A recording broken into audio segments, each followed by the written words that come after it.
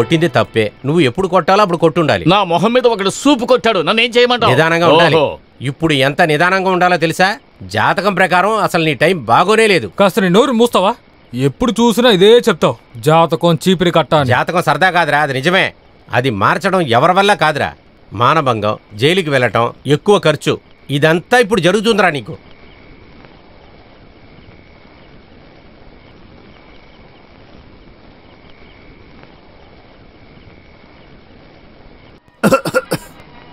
నమస్కారం, కూర్చోండి.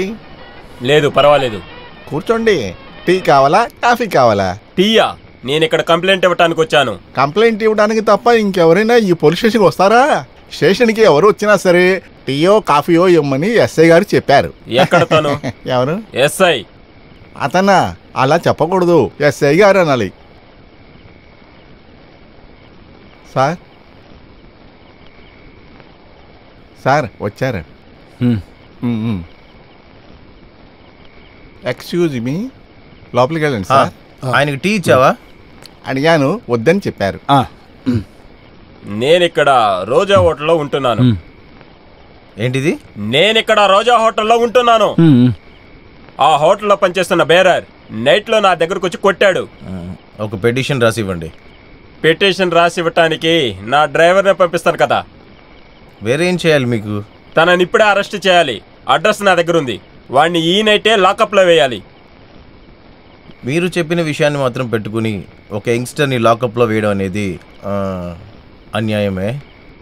అయినా కూడా మిమ్మల్ని చూస్తేనే జెంటిల్మెన్ లాగా ఉన్నారు. కోటమంగళం జగన్నాథం అని చెప్తే ఐజీ వాసుదేవన్ కూడా తెలుస్తుంది. అయితే మనం ఒకటి చేద్దాం. అన్యాయమే అయినా కూడా ఇది మీకోసం నేను చేస్తా. అయితే న్యాయమైంది నాకు దొరికితే. సుత్తి లేకుండా విషయానికి రా. మీరేం చెప్పాలనుకుంటున్నారు?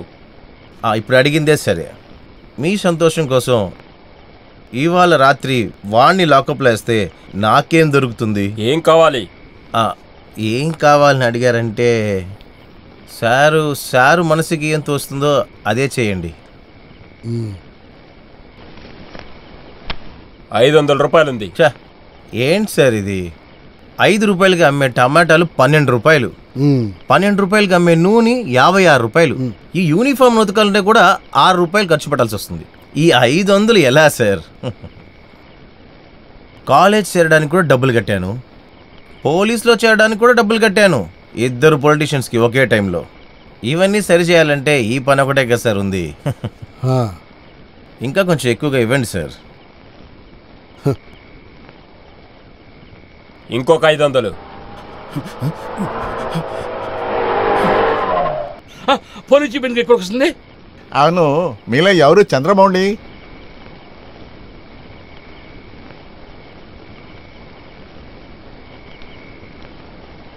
నేనే. Very nice to meet you. Thank you. మీరు స్టేషన్ దాకా రావాలి. ఎందుకు? ఎస్ఐ గారు మిమ్మల్ని చూడాలంటున్నారు. వారికి నిద్రపోయే ముందు ఎవరికైనా ముద్దు పెట్టాలి, అందుకని.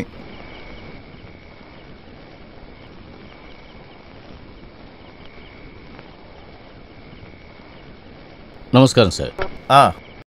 హోటల్లో పనిచేస్తూ నువ్వు గౌరవంగా బతకలేవా? ఎందుకోసం ఈ పెద్ద మనిషిని నువ్వు కొట్టావు?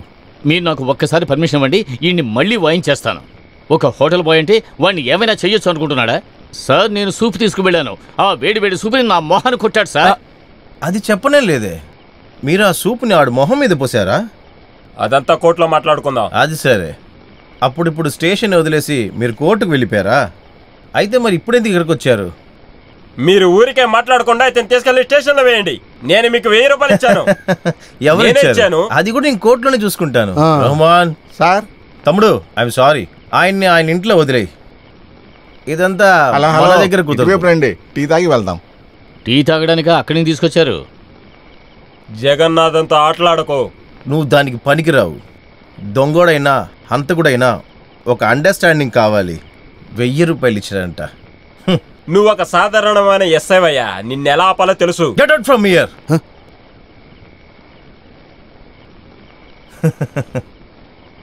అలా కూడా నేను చెప్పగలను, కానీ నేను అలా చెప్పను.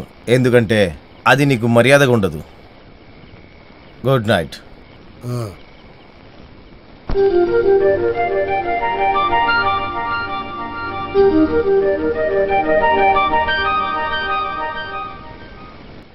రఘుమాన్, సార్ ఇదిగో నీళ్లు తాగొస్తా.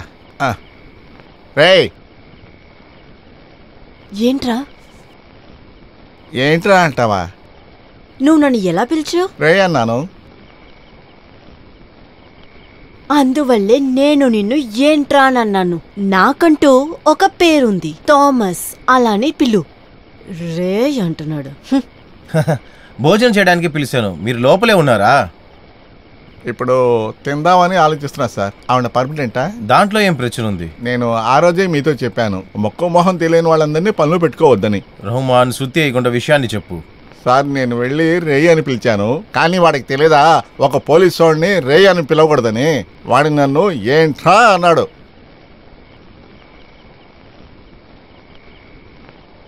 అలాగ అడిగాడు? అవును సార్, మీరే అడగండి. థామస్. హే, నీ వయసు ఎంత? 14. ఈయనకి ఏ వయసు అవుతుంది తెలుసా నీకు? నాకు తెలీదు. 54. ఆయన రే అని పిలిస్తే ఏంట్రా అని అడుగుతున్నావు? పో, మర్యాద నేర్చుకో పో.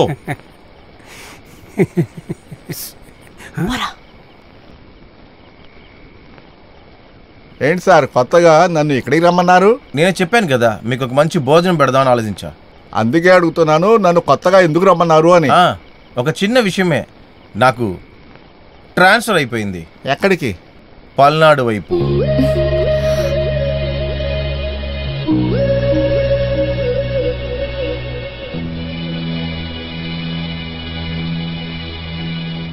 సారు మిమ్మల్ని వదిలే ప్రసక్తే లేదు. మీరు పల్నాడు వైపు వెళ్ళండి, ఈ రహిమాన్ అక్కడికి వస్తాడు. దానికి ఏం చేయాలో నాకు బాగా తెలుసు. రా భోంచేద్దాం. థామస్, వీడిని ఏం చెయ్యాలని అర్థం కావట్లేదు. ఎంతసేపు నుంచి భోజనం తయారని అడుగుతున్నాను. థామస్, రేయ్ థామస్, థామస్. సార్ టేబుల్లో భోజనానికి బదులు ఒక లెటర్ ఉంది. లెటరా? సార్ ఇంకా నేను ఇక్కడ ఉండలేను. నేను బయలుదేరుతున్నాను. నేను నా బ్యాగుని తీసుకెళ్ళిపోతున్నాను. థామస్. పంతులు గారు, అతను ఒక అమాయకుడు. ఏ పని చెయ్యమన్నా చేస్తాడు. ఇప్పుడు అతనికి ఒక పని కావాలి. ఎంత కావాలన్నా ఇవ్వడానికి నేను రెడీ. నా రూమ్లో ఉన్న ఆ ఇద్దరి నుంచి నేను తప్పించుకుంటే చాలు. ఏవయ్యా, పొద్దున్నే జాతకం చదవకుండా నా కిచెన్లో వచ్చి సాయం చేయొచ్చుగా. మీ అందరికి ఇక్కడ దోశలు కాల్చడానికి నేను ఇక్కడ ఉన్నాను. అలాగని ఎవరు చెప్పారా? ఇప్పుడికి దోశలేసి ఇవ్వటం అనేది నీ కర్మ. అది జాతకంలో రాసింది. దోశ మాడిపోతున్నట్లేదు, వెళ్ళు. రోజు మాడిపోని. అదే మన ఇల్లు. నువ్వు తిన్నగా కిచెన్కి వెళ్ళి టీ చేసి తీసుకురా. అక్కడ ఉన్న ఎవరిని మైండ్ చేయొద్దు.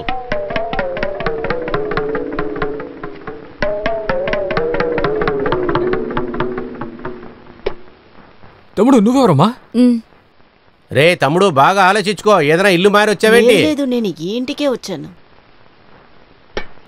ఎవరితోనూ మాట్లాడకుండా వెళ్ళి టీ వేసుకుని రమ్మన్నా. అదెవరో? అన్నయ్యే. అన్నయ్యనా? అవును, అది నేనే. మీరిద్దరూ ఇలా రండి.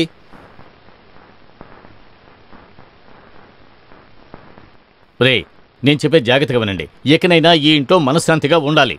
ఈ రోజు నుంచి కిచెన్ పనులన్నీ వాడు చూసుకుంటాడు. కరెక్ట్ టైంకు వచ్చి మీరు మింగేసి వెళ్ళిపోతే చాలు. అనవసరంగా వాడితో గొడవలు పడకండి. నువ్వే ఇష్టం వచ్చినట్లు మాట్లాడుతున్నావు. బాగుంది, మేమిద్దరం కూర్చొని తింటానామంటావా? ఎనగారు చెప్పింది నిజమే. నీ పార్టీకి నువ్వు ఒకరిని ఇక్కడ తీసుకొచ్చావు. వాడు మాకు మర్యాద పెట్టలేదా? అది కరెక్టే.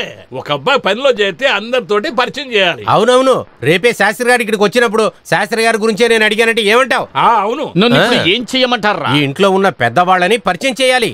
కూర్చో, మీరు కూడా కూర్చోండి. ఏయ్,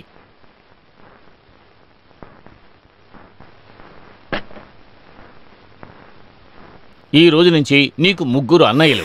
లేదయా 4. 3 అన్నయ్యలు, ఒక తాత. అందరినీ నువ్వు ఒకే విధంగా చూడాలి. అందరికీ ఒకే రకంగా మర్యాద ఇవ్వాలి. నీ పేరేంట్రా? రామ్ కుమార్, వరంగల్. అవును, మీ ఊర్లో ఎక్కడ పని దొరకలేదా?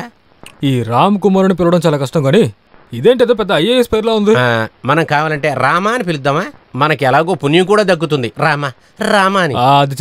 నీ నక్షత్రం ఏంటి? చిత్తిరై. ఏంట్రా?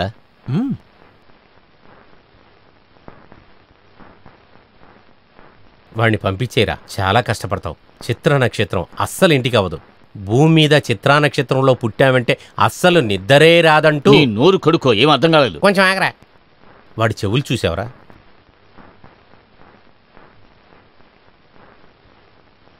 ఏనుగు చెవులు. అలాంటి మనిషికి ఉండనే కూడదు.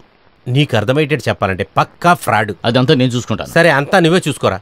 ఏదో పనివాడు దొరికాడు, వదిలేయరా.